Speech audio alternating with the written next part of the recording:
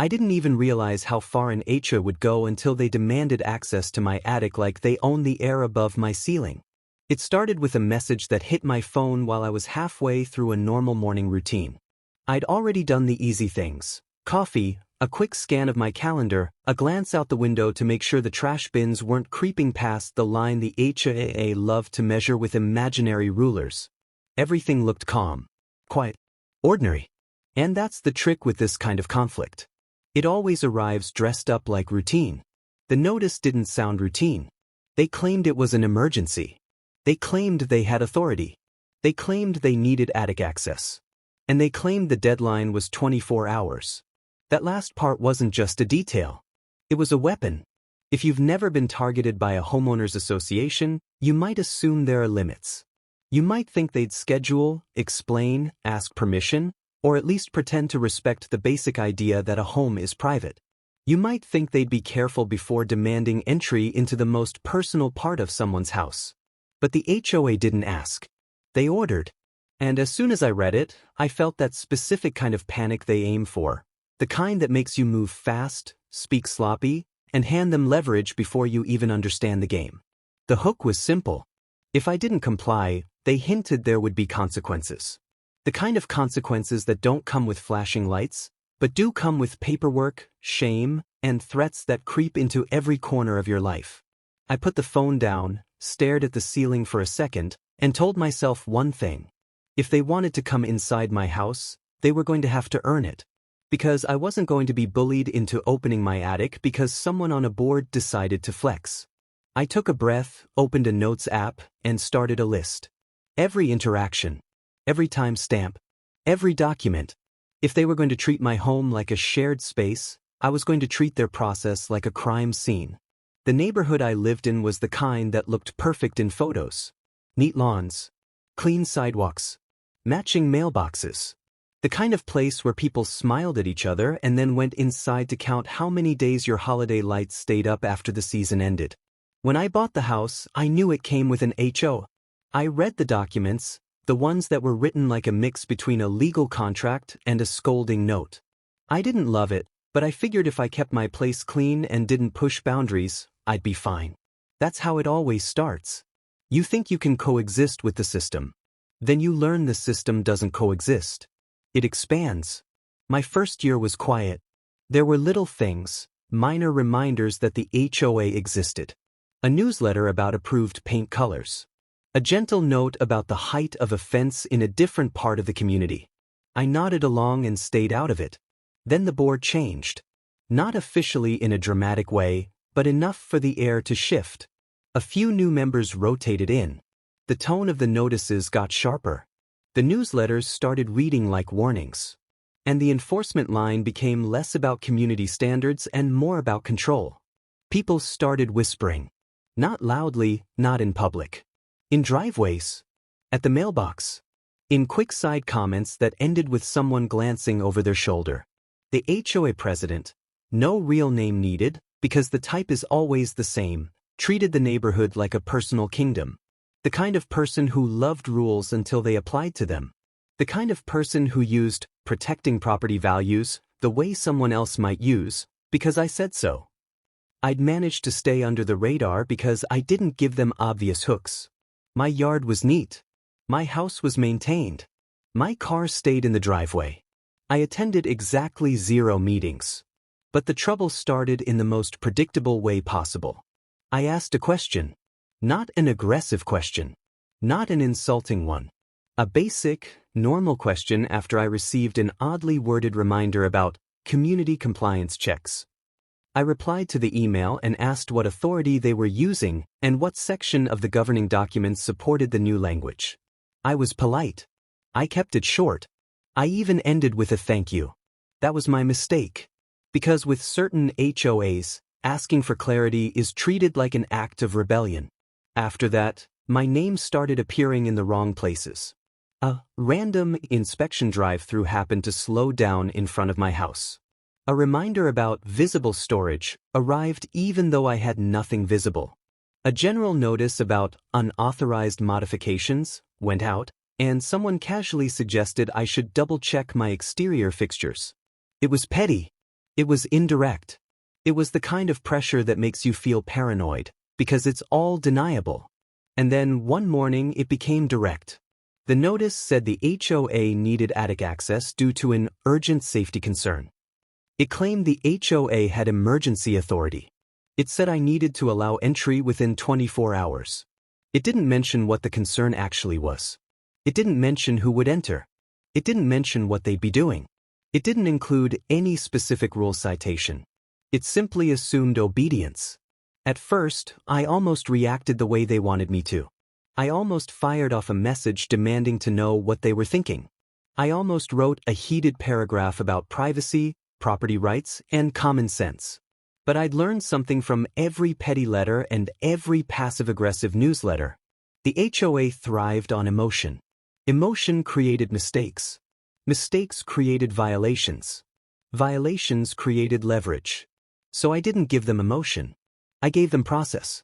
I pulled up the governing documents I'd saved when I bought the house. I had the thick packet in a folder, but I also had a digital copy because I'd learned early on that paper disappears when it's inconvenient. Evidence prop number 1. I opened the dated notice on my phone and took a screenshot that clearly showed the time and the wording, then saved it into a folder labeled HOA. I didn't trust their email system not to lose it later. Then I searched the documents for anything related to inspections, emergency access, or interior entry. Most HOAs can control the outside. They can complain about paint. They can complain about landscaping. They can complain about a trash can that's 1 inch too far forward. But interior access is a different territory. The more I searched, the more I realized how vague the language was. There were sections about common areas. There were sections about maintenance responsibilities. There were sections about damage that might affect shared structures. But attic access within 24 hours didn't appear anywhere. That didn't mean they had no argument. It meant they were bluffing, or they were stretching an old clause in a way that made it sound bigger than it was. And if you're dealing with an HOA, you assume they are always stretching. I drafted a reply that was calm enough to sound reasonable, but sharp enough to lock them into specifics. I asked for the exact rule citation that gave them the right to enter. I asked for the nature of the emergency authority they were claiming. I asked for the names and roles of anyone who would be entering. I asked what they intended to inspect and why. I didn't argue. I didn't refuse. I requested details. Because details are where fake authority starts to crumble. While I waited, I did the other thing that makes HOAs nervous. I created a paper trail that didn't rely on them. I printed the notice. I wrote the date and time I received it at the top. I made a second copy and put it in a separate folder. Then I started a timeline on my laptop. The timeline mattered because this wasn't just about an attic. It was about a pattern. And I was already starting to suspect the urgent safety concern was less about safety and more about phishing. Phishing for what? Anything. Evidence. Violations. A reason to label me difficult. A reason to justify future harassment. Because once the HOA gets inside your home, the boundary is gone. The fear shifts from, they can annoy me, to, they can invade me. That's why I knew I had to stop them without giving them an easy story to tell. I wasn't going to slam the door and create drama. I wasn't going to threaten. I wasn't going to act like I had something to hide. I was going to act like someone who understood rules better than they did. Their response came back sooner than I expected, and it was exactly what I feared. More confidence. Less clarity. They repeated that it was an emergency. They repeated the deadline. They said the board had authority under maintenance provisions. They didn't cite a section. They didn't name who would enter. They didn't explain what the emergency was. It was a classic move, speak like the rules are on their side, while refusing to show the rules. I stared at the email and felt my stomach tighten. Because this wasn't just a bluff. It was a push. And if I folded now, they'd do it again. Not just to me, but to anyone who made the mistake of asking questions. I replied again, even shorter. I thanked them for the response. I repeated the request for the exact governing document section. I asked again who would enter. I asked if the urgent safety concern involved a common structural element, because if it didn't, their authority was questionable. Then I did the next move. I called someone neutral. Not a friend on the board. Not a neighbor who would gossip. A third-party professional who could verify what was real and what was theater. Evidence prop number 2. I found the community's last publicly shared inspection report, the one that had been mentioned in an old agenda excerpt that I'd saved from the HOA's website before they quietly stopped posting them. It referenced general maintenance concerns in the community, but nothing about individual attic access. That was important. If there was a real emergency, it should have left a trail. I remembered something else, too. A couple of weeks earlier, I'd seen the HOA president walking around with 2 board members, pointing at homes, acting like they were on a tour. It wasn't a formal inspection. It was a parade of power. I'd noticed because they lingered near my driveway longer than they needed to. At the time, I'd shrugged it off. Now, it felt connected. I looked through my security footage from that day. The camera pointed toward my driveway and a slice of the street. I wasn't trying to spy on anyone, but the board didn't exactly hide. There they were, on the sidewalk, gesturing like they were conducting an investigation. One of them looked up at my roofline. That was the moment my calm turned into focus. They weren't responding to a safety issue. They were looking for one. And if they couldn't find one, they were going to create a situation that sounded urgent enough to justify intrusion. I saved the clip. I exported it. I labeled it with the date and time. Evidence prop number 3. I attached a note to my timeline that referenced the security clip, the date of the boardwalk, and the sudden attic demand that followed. Then I asked myself the key question. What excuse could they use to claim attic access was necessary? Maybe they were saying there was a leak. Maybe they were saying there was mold risk. Maybe they were saying there was a structural concern that affected neighboring units. But I lived in a detached home, not a shared wall situation. The attic wasn't connected to anyone else's interior. There was no shared attic. No common access. So if they were claiming emergency authority, it likely wasn't about shared structure at all. It was about using the word emergency like a battering ram. And that was where my strategy became clear. If I could offer a neutral verification of the attic's condition without giving the HOA entry, I could remove their stated reason while also exposing the fact that they were demanding more than necessary. I wasn't going to just say no. I was going to give them an alternative that made them look unreasonable if they refused it. I emailed again, and this time I offered a solution. I told them I would arrange for a licensed inspector to assess the attic and provide a written summary confirming whether any hazard existed, and that I would share that summary with the HOA. I reiterated that I was requesting the exact rule citation for any claim of forced entry. It was a balanced move. It showed cooperation. It offered verification. It protected my privacy. And it put them in a corner.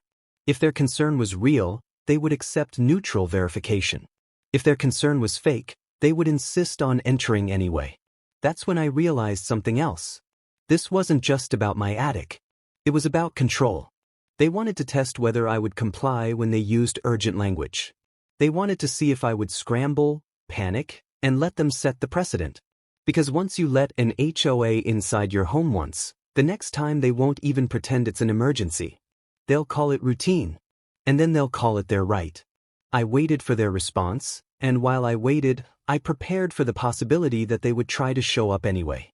I didn't know if they would, but I'd learned that HOAs love surprise tactics. So I printed my last email. I highlighted the part where I requested the exact rule citation. I put the documents in a folder near the front door. I charged my phone. I also wrote down a simple script for myself, not actual dialogue, just a reminder of what to do if someone arrived unexpectedly. Stay calm, don't argue, ask for written authority, don't let anyone inside, record everything. Because the worst thing you can do in HOA conflict is improvise under pressure.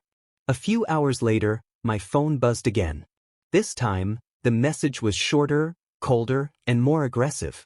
They rejected my offer of neutral verification. They said they required direct access. They said refusal would be treated as non-compliance. They again referenced their authority without citing anything. And they repeated the deadline. 24 hours. There was the real goal. Not safety. Not maintenance. Submission. My heart rate ticked up, but I forced myself to slow down. I opened my timeline and added the new email. I saved a copy. I took screenshots again. Then I did something that felt almost too simple. I reread their original notice and compared it to the new email. The language didn't match. The first notice said emergency authority. The second email implied routine enforcement. The first was vague about the issue. The second was vague about consequences. The reasoning shifted, but the demands stayed the same. Shifting justifications are a tell. They mean someone is trying to control the narrative as they go. And that meant my approach was working. They were reacting. I didn't respond right away. Instead, I pulled up the governing documents again and focused on one thing: notice requirements and due process. HOAs love deadlines, but they also love skipping the parts where they have to follow their own rules. If they were claiming emergency authority, they needed to define the emergency. If they were claiming routine enforcement, they needed to provide proper notice and follow procedure. If they were threatening consequences, they needed to cite the policy that allowed those consequences. If they were doing none of that, it wasn't authority. It was intimidation. Around this point, I felt the pressure shift into something heavier. The deadline hung over everything, and that's how they want it. They want you to feel like time is running out, like you have to decide now, like you can't research, can't think, can't ask for advice. That's when I reminded myself, the clock wasn't just their weapon. It was mine. Because if they were rushing me, they were likely rushing themselves. And rushed people make mistakes on paper. I drafted my next message carefully. I repeated my willingness to cooperate with a neutral inspection. I stated that I was not refusing maintenance concerns, I was refusing unauthorized entry. I asked again for the exact governing document section that allowed forced interior access under the circumstances. I also asked for the board meeting record or agenda excerpt that showed any vote authorizing this demand. That last part mattered, because in most HOAs, the board doesn't just make up emergency access demands without some record. If they did, it would expose them as reckless. And if they couldn't produce anything, it would expose them as bluffing. I sent it. Then I took another step that changed the whole balance. I contacted the property management company listed in our HOA paperwork, not to complain, not to rage, but to request documentation. I asked them to confirm, in writing, what policy allowed them to demand attic access and whether they had any documented safety report tied to my property. I made it clear I was keeping everything professional and recorded. When you bring the management company into the paper trail, the HOA board often gets nervous. Managers don't love liability. They don't love vague demands. They don't love board members freelancing with emergency authority unless it's real. I was betting that the manager would either force the board to produce real documentation or quietly back away from the demand. But I didn't know which. I just knew I needed an adult in the room, even if that adult worked for them. By late afternoon, I received a response from management. It was careful, measured, and it contained the first real crack in the HOA's story. They said they were looking into the authority language.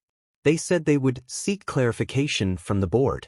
They did not confirm any policy that allowed forced entry. They did not mention any hazard report. They did not mention any documented emergency. That meant the board had been using the word emergency without management's backing.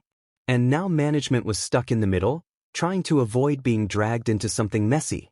That was good for me, because it meant the HOA president had likely pushed this demand forward without the kind of paperwork that makes it legitimate.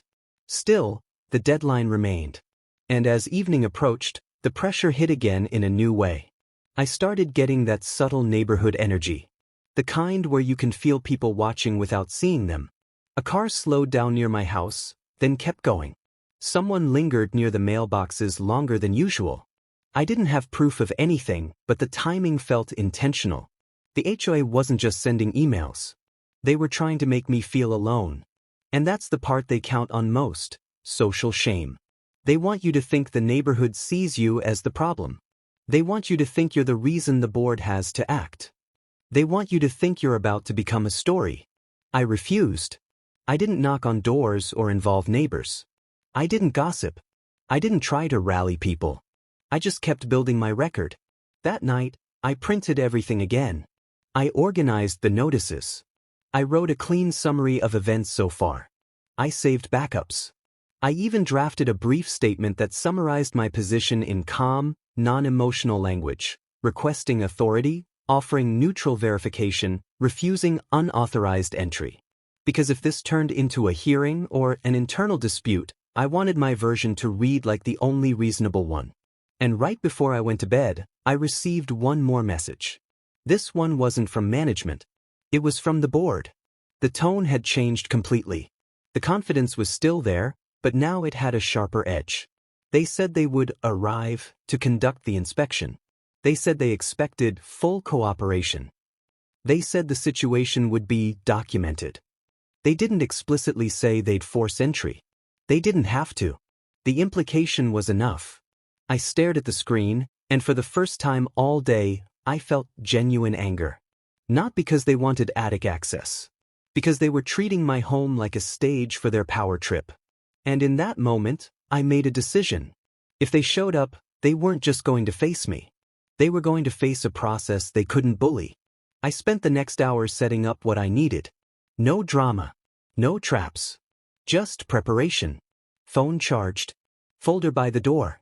Timeline updated. Security camera storage checked. And one more thing. I scheduled the neutral inspector for the earliest slot I could get the next morning, because I wanted to be able to truthfully say I'd already taken action to verify the situation. I wanted the board's demand to look unnecessary even to someone reading it cold. Around this point, the pressure of the deadline came back again, heavier than before. The board wanted me to feel like I was running out of time, like I had to choose between privacy and punishment. But my brain kept circling one thought. If they were truly confident in their authority, they would have cited it already. People with real authority don't hide their paperwork. Only people with bluff power do. Morning came fast. I woke up with that weird mix of dread and focus, like I was about to walk into a meeting I didn't ask for. The first thing I did was check for any new messages. There was one. A short email from the HOA, repeating the demand and repeating the claim of authority, again without any citation. 24 hours. I looked at the timestamp. They were counting from the original notice, not from their latest message. They wanted the clock to keep running no matter what they changed. I added it to the timeline and exhaled slowly. Then I saw a new notification from management. They still hadn't confirmed the authority. They were still seeking clarification. That was the second crack. Because if management couldn't confirm the authority in time, then the board's 24 hours demand was just a countdown to nothing. Unless they were planning to escalate in another way. And as I stood there, staring at my phone, I heard something outside. A car door closing. Then another. I stepped to the window and saw them. Not a crowd, but enough to make the point. 2 board members, and a person I didn't recognize holding a clipboard like it was a badge. They were walking up my driveway. And for a split second, I could feel the old instinct trying to rise. The instinct to panic, to rush, to open the door and argue like a normal person. But I wasn't dealing with normal people. I was dealing with a board that thrived on pressure. So I picked up my folder, started recording, and moved toward the door. Because whatever happened next was going to define the boundary between my home and their power. And if I handled it wrong, they'd take that boundary forever. I reached for the doorknob as their footsteps hit the porch, and my phone buzzed one more time. Inspection demand. HOA orders attic access today 24 hours. The HOA claims emergency authority and demands intrusive compliance in 24 hours, so he requests the exact rule citation, records every interaction, and lines up neutral verification to challenge their shifting justifications. My phone buzzed right as their footsteps stopped on my porch, and for a second I thought it was just another reminder from the board, another vague sentence stuffed with authority they couldn't prove. It wasn't. It was the neutral inspector confirming the early slot again, with a simple note. On the way, please ensure attic access is available for inspection. That one line tightened everything into focus. Because I wasn't the one refusing access. I was the one controlling access responsibly. I had verification scheduled. I had documentation organized. I had requested the rule citation multiple times. And they were still showing up with a clipboard like my roof belonged to them. I opened the door just enough to step outside, keeping the boundary clear without turning it into a scene. I didn't smile. I didn't glare. I just stood there with my folder in hand and my phone recording in plain sight. The board members were exactly what you'd expect. Serious faces, practiced posture, the calm confidence of people who think rules are weapons. The clipboard person looked like an outside contractor, but there was nothing neutral about the way they positioned themselves behind the board, like backup.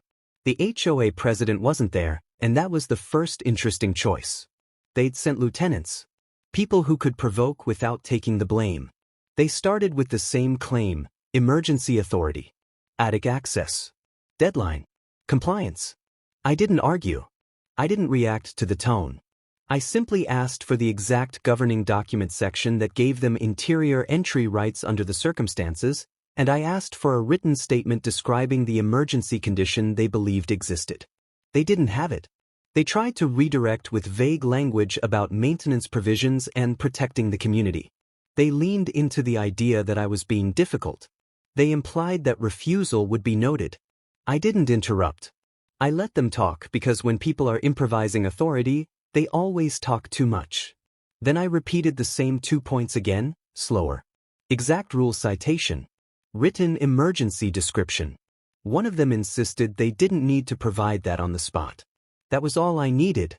I told them, calmly, that I had already contacted the management company to verify their claim, and management was still seeking clarification. I offered my alternative again. A neutral inspector was scheduled and would provide a written summary of attic conditions. I would share that summary promptly. They immediately rejected it again. They said neutral verification wasn't acceptable. And that response told me everything. Because if it was truly about safety, neutral verification would have been the best possible outcome for them. It would have proven the attic was fine or confirmed a problem without creating liability for the HOA. Instead, they wanted access. They wanted the power of walking into my home. So I pivoted to the part they weren't expecting: procedure. I asked if they had a board vote authorizing forced interior entry. I asked for the meeting record or agenda excerpt. I asked whether the person with the clipboard was insured and authorized under any contract with the association. I asked for their name and role. They refused to answer directly. They tried to reduce everything to a single narrative. I was obstructing an emergency inspection. That word again. Emergency. But the more they said it, the flimsier it sounded. I flipped open my folder and showed them a printed copy of their original notice and my written requests for the rule citation. I didn't shove it in anyone's face. I held it like an exhibit. Then I showed them the management email stating they were still seeking clarification on authority language. I watched the board members exchange a quick look. That's the moment when petty power games turn into panic. Because now there was proof that their own management company hadn't backed their claim yet. They pushed anyway. They insisted I had to comply. They suggested they could document my refusal and proceed with enforcement. I nodded once, as if I was considering it, and then I said something that shifted the whole dynamic. I told them they were welcome to document that I was cooperating with neutral verification and that I had requested the exact rule citation multiple times without receiving it. I also told them I would not permit entry without written authority and that any further demands needed to be in writing through management. Then I stepped slightly to the side, not an invitation, but to show I was ending the porch interaction without slamming anything. They didn't leave. Instead, the clipboard person took a step forward, as if preparing to move past me. That was the first real escalation, and it wasn't loud, but it was aggressive in a way that made my skin crawl. The board members weren't just threatening paperwork anymore, they were testing physical boundaries. I held my ground. I kept my voice low and even. I pointed to the door and the threshold and repeated that they did not have permission to enter. I didn't shove. I didn't raise my hands. I just stated the boundary and kept recording. The clipboard person paused, then stepped back, irritated. One board member muttered something about non-compliance and consequences in that tone designed to make you feel like you've committed a crime by refusing a favor. I let them say it. Then I asked one more question that made them flinch. I asked whether this alleged emergency had been reported to any relevant authority, or whether it existed only as an HOA demand. They didn't answer. They couldn't, because it was theater. At that point, They realized they weren't going to get the attic. So they changed tactics. They went for social shame. They started talking a little louder, not yelling, but loud enough that anyone walking by might hear. They framed the situation like I was refusing a safety inspection. They implied I was putting neighbors at risk. They made it sound like they were brave volunteers trying to protect the community while I was the selfish homeowner standing in the way.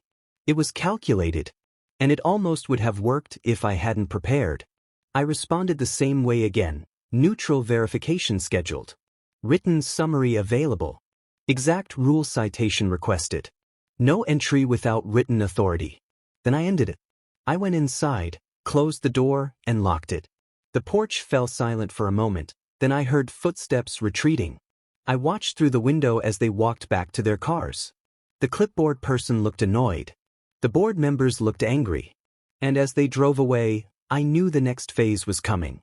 Because in HOA conflict, the first battle is access. When they fail at access, they retaliate on paper. The neutral inspector arrived later that morning. I let them into the house because this person wasn't the HOA. This was the entire point: neutral verification, clean process. They went up, checked the attic conditions, and did what neutral professionals do. They looked for actual issues, not for reasons to punish.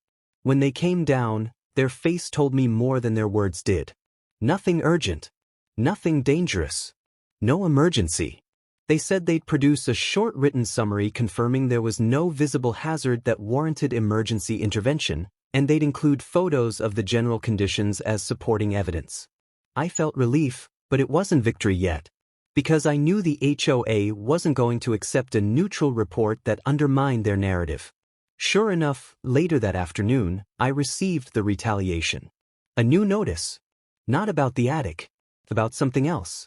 They claimed I had violated inspection cooperation requirements. They said my refusal to grant access constituted noncompliance. They said the matter would be escalated. No mention of the neutral inspection. No acknowledgement of my offer. No reference to management being unable to confirm authority. Just a rewrite of reality. They demanded, I refused, they punished. It was classic homeowners association drama. If the facts don't support you, ignore them and keep writing. I saved it. Screenshot. Print. Timeline. Then I saw something that made my stomach drop. The notice included a new justification for the attic demand. A different one than before. Now they claimed they'd received reports of a condition that could affect the community. No details. No proof. Just the implication that there was a bigger issue and I was obstructing the solution. Shifting justifications again. And the deadline was still referenced, 24 hours. They were clinging to that number like it would make their authority real through repetition. That was the moment I realized they weren't going to stop. Not until they were embarrassed. And not in a dramatic way. In a documented, procedural way that made it impossible for them to keep pretending. So I started building the trap. First, I forwarded the new notice to management and asked them to confirm whether the association had authority to demand interior entry under the claimed circumstances. I attached the neutral inspector's upcoming report confirmation and stated that a neutral inspection had already occurred. Then I asked a second question. If the HOA believed there was an emergency affecting the community, why had they not provided any written description of the alleged hazard, and why were they refusing neutral verification? Those were liability questions. Managers hate liability questions. And that's why I knew the management company would respond differently now. This wasn't just a homeowner complaining. This was a homeowner documenting contradictions. While I waited, the HOA escalated in a different way. I noticed a vehicle slowly driving by my house twice in the same hour. Not stopping but lingering. Then, a few minutes later, someone walked near my yard with a phone held in that I'm totally not recording angle. I didn't confront anyone. I didn't wave. I simply saved the security footage. Because retaliation isn't always a new notice.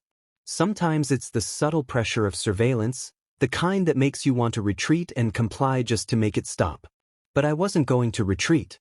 If anything, the petty escalation just confirmed the board's goal wasn't safety. It was dominance. Later that evening, I received a message from management and it was the first time anyone on their side sounded nervous. They said they had reviewed my communications. They said they were concerned about the board's handling of the inspection demand. They said that interior entry requests required specific conditions and proper documentation, and they had not yet seen documentation supporting the board's emergency authority claim. They also asked for the neutral inspector's summary once available. That was it. The first official admission that the board's demand was shaky. I read it twice and felt the balance shift. The HOA board had tried to corner me with a 24 hours deadline, but management was now questioning the board instead. Now it was the board that needed paperwork. But I wasn't done. Because management's concern wasn't enough. If the board felt threatened, they'd try to cover themselves by creating a new narrative and burying the contradiction under more paperwork. So I took the next step in the trap. I requested the association's records. Not all records, not in a dramatic way. A simple written request for the specific documents supporting the alleged emergency, any reports, complaints, board votes, or inspection findings that justified the demand for attic access. And I asked for the association's policy on interior entry, as written. I kept the tone professional. I stayed in the lane of procedure. Because in a petty revenge HOA story, the most satisfying revenge isn't loud. It's watching them drown in the paperwork they weaponized. The next day, the neutral inspector's written summary arrived. It was clean, direct. It stated there was no visible hazard that warranted emergency intervention. It noted general conditions were typical. It included photos that showed nothing dramatic. I forwarded it to management.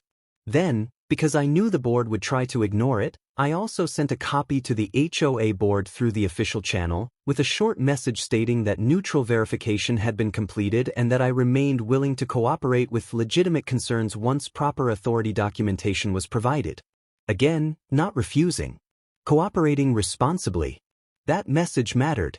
It removed their ability to paint me as uncooperative. Within hours, I got the board's response. They dismissed the neutral report. They claimed it was insufficient. They claimed they still required direct access. They claimed the matter would be placed on the agenda for enforcement action. That was their mistake. Because they had just committed, in writing, to rejecting neutral verification without providing any legitimate basis. They were openly admitting it was about access, not safety. And now I had a plan. The HOA loved meetings. They loved agendas. They loved the theater of official proceedings. They loved to sit behind a table and speak like judges. So I was going to let them. I was going to let them put this on an agenda, because once something is on an agenda, it becomes a record. And once it becomes a record, contradictions become permanent. And if there's one thing a controlling HOA hates, it's being pinned to their own words. Management sent out the agenda excerpt a day later, and I saved it immediately. Evidence prop number 4. The agenda excerpt included a vague line about inspection refusal enforcement. No details. Just enough to signal they intended to use the meeting as a pressure tactic. I prepared the same way I always did. Timeline, printed exhibits, and a short written summary of events. But I also prepared something else. A question list. Not confrontational questions. Procedural questions. The kind that sound reasonable to anyone listening, but force the board to either answer honestly or reveal their dishonesty. Questions like, what exact governing document section authorizes forced interior entry in a detached home? What documented emergency report supports the demand? Why was neutral verification rejected? Why did management state they had not seen supporting documentation? Who authorized the clipboard person to attempt entry? Each question was a trap, because the board couldn't answer without admitting one of 3 things. They had no authority, they had no evidence, or they were acting outside proper procedure. The day of the meeting arrived, and I walked in with my folder. Not dramatic, not angry, just prepared. The board sat at the front, doing their usual performance of seriousness. And when my item came up, the HOA president finally showed up, leaning into the narrative like it was already written. They framed me as obstructive. They framed the attic issue as urgent. They framed my refusal as a threat to community safety. No mention of the neutral report. No mention of management questioning authority. No mention of their shifting explanations. Just the story they wanted the neighborhood to believe. That's when I began, calmly, with my first procedural question. I asked them to read aloud the exact governing document section that allowed them to demand interior attic access within 24 hours. The room went quiet. They didn't have it. They tried to summarize. They tried to paraphrase. They tried to refer to General Maintenance Authority. I waited. Then I repeated the request, exact section. Read it. They couldn't. So I moved to the second question, and I did it in a way that sounded even calmer. I asked whether the board had any documented emergency report, complaint, or professional findings supporting the urgent attic access demand. And if so, whether they could provide it to management and include it in the meeting record. They tried to pivot again. They said they had reports. I asked if those reports were written. They said the information was sensitive. I asked if they could at least confirm whether management had seen it. And that's when management's representative, who had been sitting off to the side quietly, shifted in their chair. You could feel the tension. Because if management denied having seen it, the board's narrative would crumble in front of everyone. The HOA president tried to cut it off, insisting the board had authority and the homeowner was obstructing. So I went to the third question, the one that made it impossible to keep pretending. I asked why the board rejected neutral verification that confirmed no emergency hazard, and why they still demanded direct access. I didn't accuse. I didn't insult. I simply asked. A neighbor in the audience, someone I'd never spoken to, made a small sound of surprise. Not loud, but enough to signal people were paying attention now. Because neutral verification is what reasonable people want. Only unreasonable people reject it. The board stumbled through a vague explanation about needing to see for themselves. They said they couldn't rely on outside reports. That was another mistake, because it revealed their motive, control and mistrust, not safety. I held up the neutral inspector's summary and offered to provide copies to anyone who wanted to read it. I also noted that management had requested it and had expressed concern about the board's authority claims. Now the board wasn't just arguing with me. They were arguing with their own management company. The HOA president's face tightened. And here's where the petty revenge part became truly satisfying, because it didn't require theatrics. It required one more procedural step. I asked that the meeting record reflect that I had cooperated with a neutral inspection, provided a written summary, repeatedly requested the exact authority citation, and was still awaiting documentation. Then I asked, politely, that the board pause enforcement until they could provide the proper documentation. The room waited. The board couldn't say yes without losing face. But they couldn't say no without looking unreasonable. They chose a third option. They tried to table the issue. That might sound like they were backing off, but I knew it was another strategy. Tabling buys time. Time allows them to rewrite. Time allows them to produce something vague later and pretend it existed all along. So I didn't let it end there. I asked that if they were tabling it, they confirm the existing deadline, 24 hours, was no longer being enforced, since the matter was now under review. The HOA president hesitated. And in that hesitation, everyone could see the truth. The deadline was never about safety. It was about intimidation. They mumbled something about pending review and moved on. But the damage was done. After the meeting, neighbors looked at me differently. Not like a troublemaker, but like someone who had exposed the board's overreach. The board members avoided eye contact. Management's representative left quickly. For the first time, the HOA couldn't control the narrative. And that's when the real retaliation began. The next week, I received a flood of minor violation notices. Things that had never been issues before. A vague complaint about visible items, even though my yard looked the same as always. A reminder about approved exterior standards, without specifying what I'd violated. A warning about maintenance appearance that could apply to half the street. It was a classic tantrum. They couldn't get into my attic, so they tried to bury me under paperwork. But here's the problem for them. I'd already built the system. Every notice became another entry in the timeline.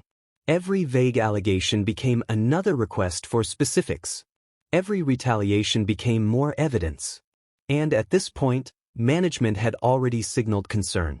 So the more the board escalated, the more they risked management stepping in. That's what board members forget: power is borrowed. And when it becomes liability, the people who hold the contracts start pulling it back. I responded to each violation the same way, requesting the exact rule citation and the specific evidence supporting the claim. I kept my tone professional. I attached the neutral inspector summary again where relevant. I noted the timeline. Then I did the final piece of the revenge. I requested, in writing, that the association provide a complete record of all enforcement actions against my property for the past year, and that they provide the same record format for a small set of comparable properties, without naming addresses, just anonymized enforcement categories, so that enforcement consistency could be evaluated. That request was devastating for them, because it implied selective enforcement without accusing it directly. And selective enforcement is the one thing HOAs fear being proven. Management responded quickly this time. Much quicker than before. They said they would confer with counsel and respond appropriately. They didn't like the word evaluate. They didn't like the word consistency. Because those words don't lead to intimidation. They lead to accountability. A few days later, the tone changed. Not from the board stayed petty, but from management.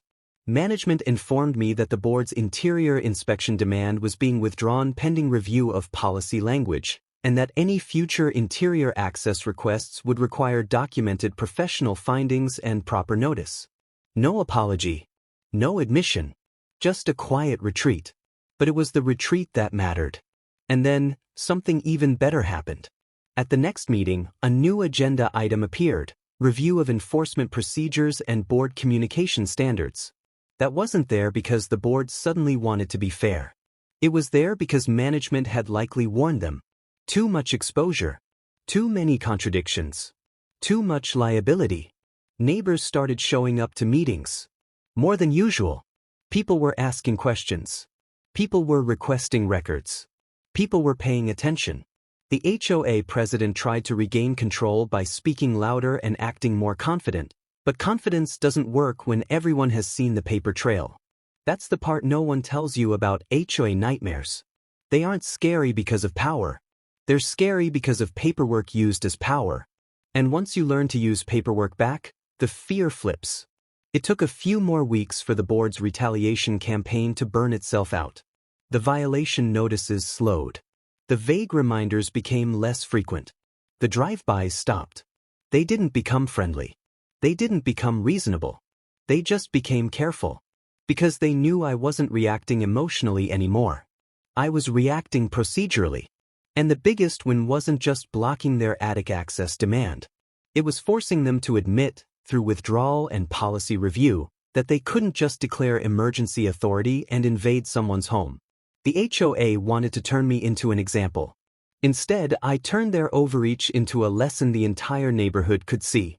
And when you live in a place where Karen neighbor drama thrives on silence and fear, nothing is more satisfying than watching the loudest person in the room realize everyone is reading the documents now. If you've ever dealt with an HOA nightmare, you already know how quickly small power turns into big entitlement. If this story hit close to home, please like, share, subscribe, turn on notifications, and comment your HOA experience below. Thanks for watching.